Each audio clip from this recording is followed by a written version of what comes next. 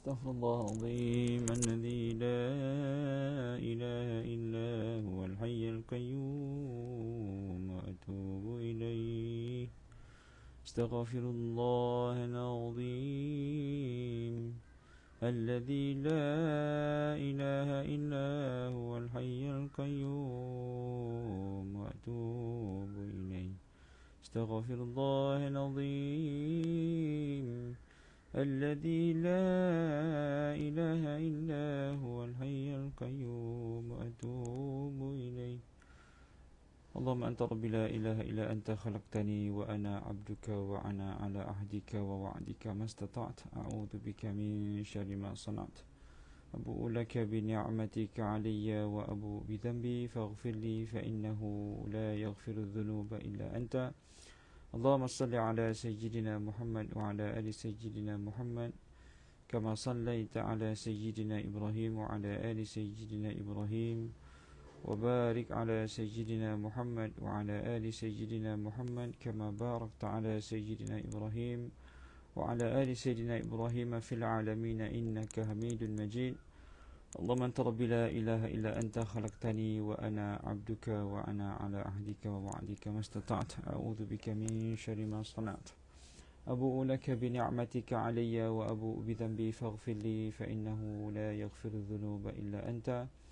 اللهم صل على سيدنا محمد وعلى آل سيدنا محمد كما صليت على سيدنا إبراهيم وعلى آل سيدنا إبراهيم وبارك على سيدنا محمد وعلى آل سيدنا محمد كما باركت على سيدنا إبراهيم وعلى آل سيدنا إبراهيم في العالمين إنك حميد مجيد.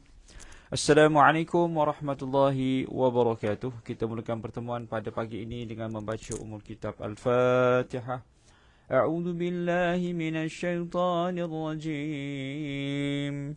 Bismillahirrahmanirrahim.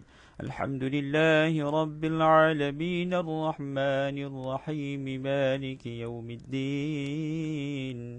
Iyyaka na'budu wa iyyaka nasta'in. Ihdinas siratal mustaqim. Siratal ladzina an'amta 'alaihim ghairil maghdubi 'alaihim waladdallin. Amin. Innal hamdalillah nahmaduhu wa nasta'inuhu wa nastahdihi wa nastaghfiruh wa na'udzu billahi min shururi anfusina wa min sayyiati a'malina may yahdihillahu fala mudilla lahu wa may yudlil fala hadiya lahu. Asyhadu an la ilaha illallah wahdahu la syarika lahu wa asyhadu anna sayyidana Muhammadan abduhu wa rasuluh. Allahumma salli ala sayyidina Muhammad wa ala alihi wa sahbihi wa baraka wa salam. Sidang penonton, tuan-tuan dan puan yang dirahmati Allah Ta'ala sekalian, kita bersyukur kehadrat ilahi kerana diberikan peluang dan ruang untuk bertemu pada pagi yang berbahagia pada hari ini. Mudah-mudahan Allah Ta'ala merahmati, memberkati insya-Allah. Hari ini dah 1 Syaban 1444 Hijrah. Maka bermulalah perjalanan mencari bulan Ramadan. Ya, 1 Syaban, maka bermulalah perjalanan mencari Ramadan yang berbaki 30 hari saja lagi. Maka tuan-tuan dan puan, ayuh sama-sama kita tingkatkan kualiti iman dan amal. Kita menjadi insan yang lebih baik daripada yang sebelum-sebelumnya. Kerana Ramadan adalah satu anugerah daripada Allah Subhanahu Wa Taala. Maka pastinya diberikan hanya kepada mereka yang layak. Jangan pula nanti bila kita dapat Ramadan, maka termasuk di kalangan sebahagian manusia yang disebut oleh Nabi SAW, man adraka Ramadan, siapa yang dapat Ramadan tetapi tidak diampunkan oleh Allah Subhanahu Wa Taala, maka dia ni digelar sebagai orang yang mendapat kecelakaan di dunia.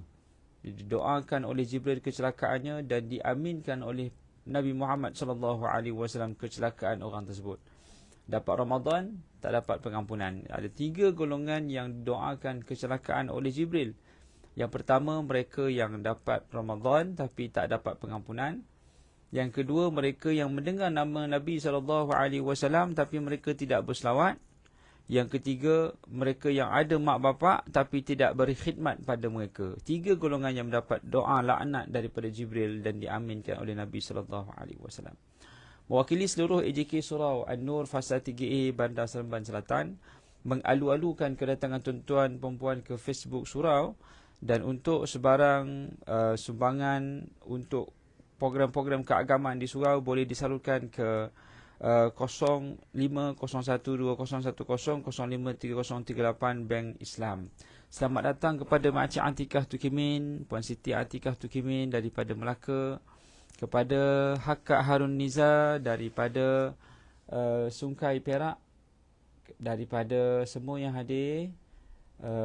Didoakan kebaikan Kak Liza Haji Hamdan daripada Ceras Bandar Tun Hussein On. Baik, kita menggunakan kitab Minhajul Abidin. Kita menggunakan kitab Minhajul Abidin, iaitu wasiat Imam Al-Ghazali. Imam Al-Ghazali merupakan orang yang banyak mengarang, seorang ulama yang besar yang mengarang banyak kitab-kitab hebat, antaranya Ihya Al-Ulumuddin. Dan banyak lagi lah kitab-kitab yang kita baca di dalam karangan almarhum Imam Al-Ghazali. Baik, kita masuk dah hari itu berkenaan dengan peringkat godaan, iaitu dalam peringkat tamak. Ya, godaan ataupun antara perkara yang dianggap sebagai faktor yang menyebabkan manusia itu hilang nilai seorang yang taat kepada Allah Ta'ala bila mana dia memiliki sifat tamak duniawi. Tamak ni ada dua, satu tamak duniawi, satu tamak ukhrawi. Tamak duniawi ini artinya dia menyebabkan dirinya tidak dapat fokus kepada akhirat. Apa yang ada pada tangan manusia itu yang dia inginkan. Sedangkan apa yang dia ada sudah pun lebih daripada cukup. Ya. Tamak, kata Imam Ghazali, artinya mengkehendaki sesuatu yang mengandungi bahaya, yakni paksaan. Kami ingin memberikan sedikit keterangan tambahan, kata pengarang kitab. Menyerahkan diri kepada Allah berarti memohon kepada Allah agar dia memelihara kita dari apa-apa yang baik dan perkara-perkara yang mengandungi bahaya. Begitu. Jadi bila kita minta pada Allah Ta'ala, kita tidak minta dalam arti kata tamak. Tamak ni bila mana kita nakkan sesuatu tu, tapi sesuatu itu memberi mudarat pada badan kita, ataupun mudarat pada kehidupan kita. Kita tahu dah kita tak boleh pikul, tapi kita nak juga. Sebab itu dalam asas kita berdoa kepada Allah Subhanahu Wa Ta'ala, selalunya kita minta apa yang kita perlukan. Ya, kalau kita minta apa yang kita kehendak, selalunya Allah Ta'ala tak bagi apa yang kita kehendak. Allah bagi apa yang kita perlu. Jadi doa pada asasnya adalah kita minta apa yang kita perlu. Ya, kalau duniawi lah. Tetapi ukhrawi, untuk perihal akhirat, kita minta apa yang kita nak. Begitu. Jadi banyakkan minta keperluan. Sebab tu dalam dunia ni kita kena tingkatkan keperluan. Contohnya kita perlu nak tolong orang miskin. Kita perlu untuk tolong mak ayah di kampung. Kita perlu untuk tolong suami. Maka Allah Ta'ala akan buka pintu-pintu rezeki yang tidak disangka-sangka. Tapi kalau kita hanya volunteer ataupun kita hanya macam optional, nak tolong-tolong, tak nak tolong sudah, maka percayalah pintu rezeki itu terbuka, tapi dia tidak seluas apabila kita letakkan kewajipan seperti mana ia adalah satu kewajipan untuk kita laksanakan. Masya Allah. Tamak yang mudaratkan diri, iaitu ia nak juga benda yang walaupun tahu dah tak mampu. Ya, betul Kak Zah, itu dipanggil tamak. Lawan dari sifat dari tafwid adalah tamak. Tamak pada umumnya mempunyai dua erti. Yang pertama, mempunyai erti yang sama dengan roja. Roja ni harapan baik, ya, permintaan yang baik. Contohnya, dia mengkehendaki sesuatu yang tidak mengandungi bahaya, atau mengkehendaki sesuatu yang mengandungi bahaya dengan pengecualian, dengan ucapan insya-Allah. Allah Subhanahu Wa Ta'ala berfirman, A'udzubillahi minasyaitanirrajim. والذي أطمع أن يغفر لي خطيئتي يوم الدين. Dan dialah yang aku harapkan supaya mengampunkan dosaku pada hari kiamat. Surah Syu'ara ayat ke-82. Baik, tamak di sini artinya dia nakkan sesuatu keampunan daripada Allah Subhanahu Wa Ta'ala. Tamak yang bersangatan iaitu nakkan keampunan Allah Ta'ala. Yang kedua, tamak mazmum, iaitu tamak yang tercela. Tadi itu tamak yang dipuji, yang ini tamak yang tercela. Sesungguhnya tamak jenis inilah yang dimaksudkan lawan kepada sifat tafwid, iaitu lawan kepada sifat mahmudah, iaitu tamak yang tercela. Rasulullah SAW bersabda, Iyyakum Wat-tam'u fa innahu faqrun hadirun. Janganlah sekalian tamak, sebab tamak adalah kefakiran yang abadi. Tolong tulis di bawah tu. Kata Nabi SAW, janganlah kalian tamak, kerana tamak adalah kefakiran yang abadi. Nah, tamak ni dia tak pernah rasa puas lah tuan-tuan. Apa yang ada di tangan tak pernah rasa nak syukur dan cukup, tetapi dia masih berhitung apakah nikmat di tangan orang yang masih belum dia ambil lagi. Tamak mencari akhirat tak apa kepada Kak Salihah Sulaiman. Tamak mencari akhirat tak apa. Tamak mencari akhirat itu dituntut. Sebab apa? Sebab kita perlukan akhirat. Maka itu tamak yang mahmudah. Tamak yang dicela adalah tamak yang mencari dunia tapi dia tak pernah nak selesai. Dia tak pernah nak rehat. Dia tak pernah nak rasa cukup. Dunia ini, bila mana dia mencapai nikmat cukup, maka itulah kaya. Huwa aghna macam mana firman Allah Ta'ala? Allahumma salli ala Muhammad. Wa aghna wa aqna. Allah mengkayakan dengan Allah memberikan sifat cukup. Cukupnya manusia itu, maka dia dah kaya. Itu dunia. Dunia ni bila kita rasa cukup, maka kitalah kaya. Dan kaya itu datang daripada dalam, daripada hati. Jadi kita tak boleh definisikan kaya, sebab kalau kita bandingkan nikmat yang ada pada orang, kita tak akan mampu mendefinisikan kaya. Kaya adalah bila mana kita mampu berada di tahap yang lebih baik, ataupun kita rasa cukup. Al-qana'ah bil qalil, kata Sayyidina Ali bila menyebut tentang sifat taqwa. Qana'ah bil qalil, iaitu dia merasa cukup terhadap apa yang ada.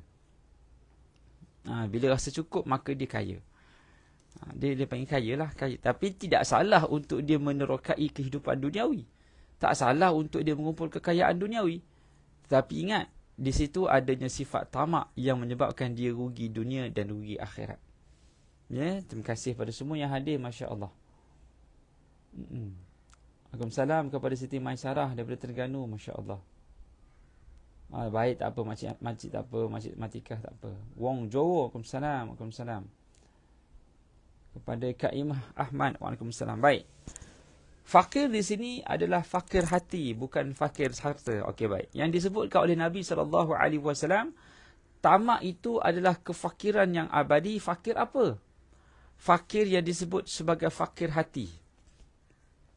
Kata Nabi SAW, janganlah kalian bersifat tamak, kerana tamak itu adalah kefakiran yang abadi. Jadi fakir ni yang macam mana? Fakir yang bersifat fakir hati. Maksudnya hatinya itu kefakiran. Tak cukup. Hatinya tak tenang. Ya.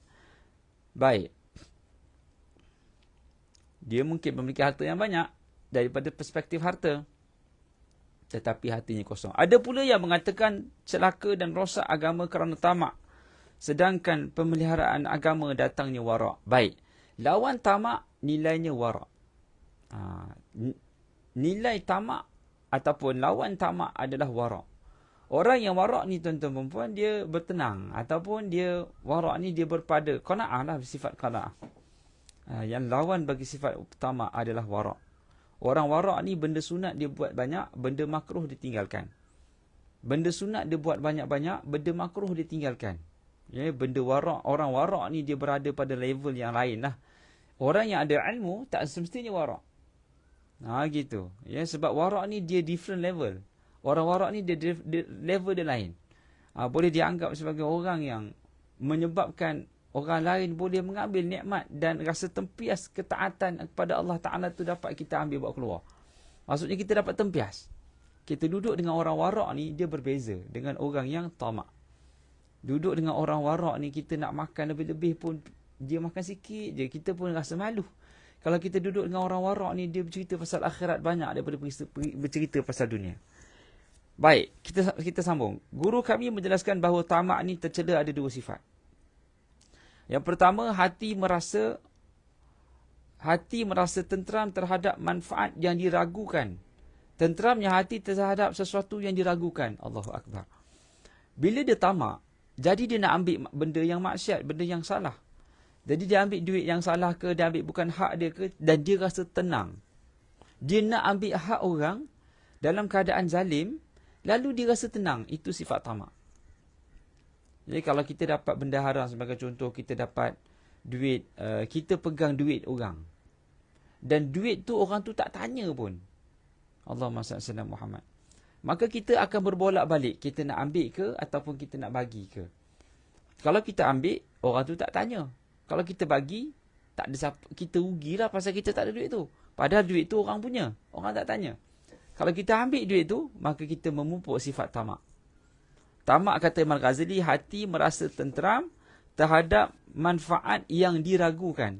Siapa boleh tulis, tolong tulis. Tamak artinya, hati merasa tenteram terhadap manfaat yang perlu diragukan. Waalaikumsalam kepada Danisha Bahrum. Waalaikumsalam warahmatullahi wabarakatuh. Allahumma salli ala Sayyidina Muhammad. Jadi jangan pernah ada sifat tamak yang patut kita letakkan sifat wara', bukan sifat tamak. Bila letak sifat tamak, game over. Game over. Baik, yang kedua. Menginginkan sesuatu yang mengandungi bahaya yang pasti. Keinginan seperti ini berarti tidak berserah kepada Allah Ta'ala. Maksudnya, dia sanggup buat sesuatu yang bahaya walaupun tahu benda tu maksiat. Contohnya, dia nak pergi berjudi di Genting Highland. Dia bawa kereta pergi naik Genting Highland. Musim hujan, ribut taufan, dia tetap pergi ke Genting Highland untuk berjudi. Walaupun dia tahu hakikat judi itu haram, bahaya, dia pergi juga. Dosa. Contohnya, dia nak berzina dengan seorang wanita yang dia inginkan sangat. Dia sanggup pergi ke Thailand, naik kereta pergi sebabkan nak dapatkan benda yang sepatutnya tak boleh tu. Itu sebabkan sifat yang tamak tu tak di hati. Hati tu memandu dirinya untuk membuat maksiat. Benteng tafwid adalah mengingati bahaya akibat sesuatu perkara itu, iaitu sedar bahawa segala sesuatu kemungkinan rosak dan celaka.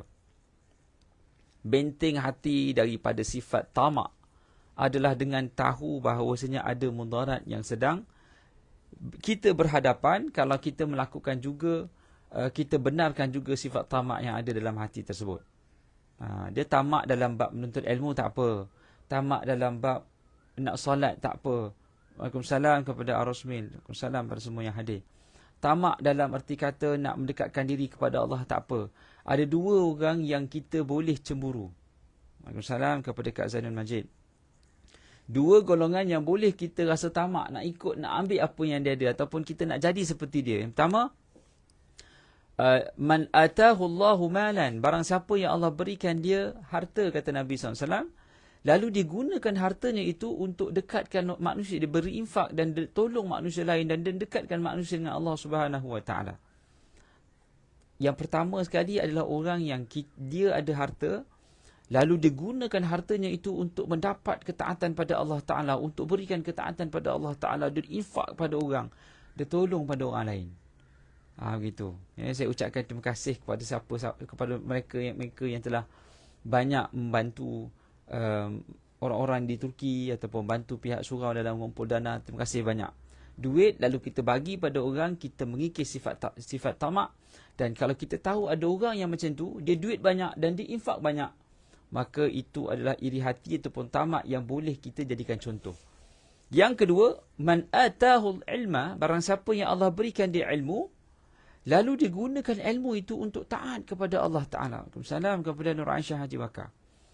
Jadi dua, orang yang ada harta lalu digunakan untuk taat pada Allah, orang yang ada ilmu lalu digunakan taat untuk Allah. Jadi kita cari harta untuk taat pada Allah, kita cari ilmu untuk taat pada Allah. Ada orang tanya, habis tu harta macam mana kita cari? Kata, nak cari harta banyak, nanti kita jadi tamak. Dia macam ni. Mencari harta untuk memenuhi keperluan orang lain, itu dipanggil sedekah. Yang menjadi tamaknya adalah kita mencari harta hanya untuk kepentingan peribadi. Itu yang dicela. Untuk keseronokan. Ya? Tetapi kalau kita cari harta untuk memenuhi keperluan asas, kita ada isteri, kita ada mak ayah, kita ada anak yang perlu kita tampung, kita bantu rumah anak yatim, kita bantu sekolah tahfiz. Kita mungkin makan 500. Orang dulu dia gaji 2,500. Ya, dia punya keperluan asas 500 je. Maka itu hebat. Dan di 2,000 tu dia gunakan manfaat untuk yang lain. Lalu gajinya naik 5,000. Bila gaji naik 5,000, dia punya keperluan pun naik jadi 1,000. Dari 4,000 dia infak, 1,000 dia kekal. Itu hebat. Bila gajinya naik 8,000 ataupun 10,000, dia naik 2,000 ke dia punya keperluan asas. 8,000 tu dia bagi manfaat kepada kepada kaum keluarga dia. Itu luar biasa. Ya. Maksudnya gaji naik, dia punya nisbah keperluan tu sikit je naik. Infak dia banyak. Yang paling hebat adalah, walaupun gajinya 2,500, dia punya keperluan dia ambil 500 je. Lalu Allah berikan nikmatnya, gajinya naik 10,000, naik 5,000. Dia punya keperluan tetap 500. Lagi 400 tu memang dia infak. Gajinya naik 10,000. Dia tetap keperluan dia 500. Lagi 9,500 digunakan untuk manfaat orang lain. Itu luar biasa. Itu luar biasa. Kan? Yalah, kita bila masuknya gaji dia naik, selalunya dia akan tukar jam yang branding, yang brand, kasut yang ada brand, kereta yang ada brand, rumah yang ada brand. Dia naikkan nilai diri dia. Dia naikkan diri dia. Maka di situlah ada unsur-unsur tamak. Kalau unsur-unsur warak, walaupun gajinya naik, dia ambil tetapi bukan untuk diri dia. Untuk mereka yang di dalam tanggungannya. Untuk anak, untuk isteri, untuk mak ayah, untuk orang lain. Dia tetap 500 tu. Kan? Kita duit banyak macam mana pun tuan-tuan dan puan, kita tetap makan satu pinggan juga. Kita kalau banyak duit macam mana pun, kita tidur tetap satu katil. Terima kasih pada Puan Jun Purnama hadir daripada Singapura, Masya Allah. Kita kalau duit banyak macam mana pun, kita hanya boleh bawa kereta, satu kereta je. Kita tak boleh bawa 3 kereta serentak, tak boleh. Kalau kita ada banyak duit pun, kita tetap kena ambil makanan vitamin ikut kadarnya saja. Kita tak boleh makan vitamin C 10 biji terus, tak boleh. Ya? Jadi maksudnya manfaat yang kita ambil itu sangat limited. Kita boleh gunakan daripada kewangan yang kita ada. The rest, duit yang kita ada tu sepatutnya kita letakkan infak. Masya Allah. Baik. Ya, betul, mewakili barisan AJK Surau Fasa An-Nur Bandar 3A Seremban Selatan. Saya malu-alukan kedatangan tuan-tuan perempuan. Dan sebagaimana saranan daripada pihak AJK untuk sama-sama kita membangunkan dana surau, iaitu boleh disalurkan ke 0501-2010-053038 Bank Islam. Sumbangan tuan-tuan perempuan sangat diperlukan untuk sama-sama kita membangunkan kuliah-kuliah agama dan juga aktiviti di Surau An-Nur, insya-Allah. Baik, sambung. Terdapat 2 bahaya yang mengharuskan kita menyerahkan segala sesuatu kepada Allah. Terdapat dua bahaya yang mengharuskan kita untuk menyerahkan segala sesuatu kepada Allah Subhanahu wa taala. Yang pertama, bahaya yang timbul daripada sifat ragu-ragu ketika menginginkan sesuatu sehingga dalam melaksanakannya perlu mengucapkan insya-Allah. Meskipun yang demikian itu tidak termasuk tafwid, namun ia bersangkutan dengan niat dan amalan. Maksudnya bahaya yang timbul daripada sifat ragu-ragu ketika melaksanakan sesuatu ketaatan. Itu yang kita kena sebut perkataan, kita kena serahkan pada Allah Subhanahu wa taala. Sifat yang ragu-ragu itu kita kena hilangkan dan zahirkan sifat yakin. Yang kedua, bahaya yang merosakkan iaitu sesuatu perbuatan yang tidak diyakini adanya maslahah. Dalam masalah ini, masalah seperti itu, kita wajib menyerahkan ia segalanya kepada Allah Ta'ala. Kita buat sesuatu yang ada nampak bahayanya, tapi kita tahu itu adalah satu ibadah. Contohnya kita tunaikan haji. Kita tak tahu apa nak jadi bila kita sampai ke Mekah. Tapi kita tahu kita buat taat. Jadi menyerahkan bahaya itu kepada Allah Ta'ala, bersangka baik dengan Allah Ta'ala pada saat itu, adalah sesuatu yang sangat dituntut. Baik. Namun dalam menerangkan bahaya-bahaya itu, para ulama memberikan penjelasan yang berbeza-beza. Ada yang berpendapat bahawa bahaya perbuatan tersebut adalah adanya keselamatan di luarnya, jadi harus meninggalkan perbuatan tersebut kerana kemungkinan perbuatan yang dilakukannya mengandungi dosa. Jika demikian, iman tidak mengandungi bahaya. Jika demikian, iman tidak mengandungi bahaya. Kita diperbolehkan mengkehendaki iman dengan pasti. Cukup dengan berkata, aku hendak beriman, tanpa disertai dengan ucapan insya-Allah. Juga tidak dengan kataan jika maslahah. Kerana ternyata iman adalah suatu maslahah yang pasti. Baik. Secara kesimpulan pada topik pagi ini, Imam Ghazali membawa satu topik iaitu berkenaan dengan sifat tamak. Sifat tamak ni kita nakkan sesuatu yang tak sepatutnya kita idamkan, kita nak, yang boleh membahayakan diri. Lalu kalau kita nak tamak juga, maka tamak boleh berlaku dalam 2 situasi. Yang pertama, kita tamak kepada ilmu, yang mana kita nakkan ilmu banyak, untuk beri manfaat kepada diri kita dan boleh menerangkan orang lain. Yang kedua, tamak dalam memiliki harta bukan untuk peribadi, tetapi tamak untuk memiliki harta untuk diberikan kepada orang lain. Dalam kita memiliki sifat tamak ini, sudah pastilah kita akan deal ataupun kita berhadapan dengan risiko bahaya. Jadi kalau kita tuntut ilmu, kita akan pergi ekstra, kita ada bahaya, ada risiko yang perlu kita tanggung. Kalau kita mencari income, pergi bekerja, ada risiko yang perlu kita hadapi. Maka kata Imam Ghazali, dalam keadaan kita nak jadi baik ataupun memikul tanggungjawab risiko yang berat itu, kita letakkan ia di dalam tanggungan Allah Subhanahu Wa Taala. Kalau kita letakkan di dalam tanggungan Allah Subhanahu Wa Taala, maka bahaya itu adalah bahaya yang ataupun dipanggil sifat itu ada sifat yang dipuji. Kita pergi menuntut ilmu, kita tak tahu apa nak jadi, tapi risiko-risiko itu kita serahkan kepada Allah Subhanahu Wa Taala, maka perkara itu adalah perkara yang dipuji. Baik. Tuan-tuan dan puan sedang penonton yang dirahmati Allah Subhanahu Wa Taala, kita berhenti di sini. Mudah-mudahan apa yang disampaikan berkenaan dengan sifat tamak adalah merupakan salah satu godaan bagi mereka yang menelusuri perjalanan mencari Allah Subhanahu Wa Taala. Mudah-mudahan apa yang disampaikan dapat sama-sama kita ambil pengiktibaran dan jadikan sandaran dalam kehidupan. Aqulu madza tasma'un, aqulu qawli hadza wa astaghfirullahal azim li wa lakum. Jangan lupa tekan button like dan share, berkongsi sebanyak mungkin. Mudah-mudahan kita mendapat kebaikan dunia dan akhirat. Wabillahi taufiq wal hidayah. Wassalamualaikum warahmatullahi wabarakatuh. A'udzu billahi minasy syaithanir rajim. Bismillahirrahmanirrahim. Alhamdulillahi rabbil alamin. والصلاة والسلام على أشرف الأنبياء والمرسلين سيدنا محمد وعلى آله وصحبه أجمعين. اللهم يا الله يا Tuhan kami ya Rahman ya Rahim, ampunkan segala dosa kami, dosa kedua ibu dan bapa kami, dosa guru-guru kami, dosa datuk nenek moyang kami, dan dosa seluruh umat Islam yang masih hidup ataupun yang telah mati. Allahumma ya Allah ya Tuhan kami ya Rahman ya Rahim, seperti mana kau himpunkan kami di dalam taman syurga ini ya Allah, maka himpunkan kami di syurga bersama dengan orang yang kami kasihi. Rabbana atina fid dunya hasanah wa fil akhirati hasanah wa qina adzaban nar. Wa sallallahu ala sayyidina Muhammadin wa ala alihi wa sahbihi ajma'in. Subhana rabbika rabbil izzati amma yasifun. وسلام على المرسلين والحمد لله رب العالمين. Tangguh pertemuan dengan tasbih kafarah dan suratul Asr. Subhanakallahumma bihamdika asyhadu an la ilaha illa anta astaghfiruka wa atubu ilaik.